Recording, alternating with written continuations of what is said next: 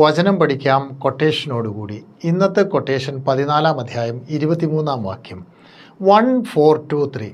എളുപ്പത്തിൽ നിങ്ങൾക്ക് ഓർത്തിരിക്കാം. ഇത് തമ്മിലൊരു ബന്ധമുണ്ട്. ഈ 14ഉം 23ഉം തമ്മിൽ ഓർത്തിരിക്കാൻ പറ്റിയ ഒരു ബന്ധം അതിനുണ്ട്. അത് നിങ്ങൾ തന്നെ കണ്ടുപിടിക്കുക. അങ്ങനെ നിങ്ങൾ അതിനെ ഓർമ്മയിൽ വെക്കുക. യോഹന്നാൻ എഴുതിയ സുവിശേഷമാണ് 14 അധ്യായം 23 വാക്യം. ഇനി വേറൊരു വചനം ഓർത്തിരിക്കാൻ വേണ്ടി ഒരു വളരെ എളുപ്പ വഴി കൂടിയുണ്ട്. പിതാവ്, പുത്രൻ, പരിശുദ്ധാത്മാവ് നമ്മളിൽ വാസമുറപ്പിക്കുന്നതിന് വേണ്ടി നമ്മൾ എന്താണ് ചെയ്യേണ്ടതെന്നാണ് ഈ വചനം പഠിപ്പിക്കുന്നത്. യേശു പ്രതിവചിച്ചു, എന്നെ സ്നേഹിക്കുന്നവൻ എൻ്റെ വചനം പാലിക്കും.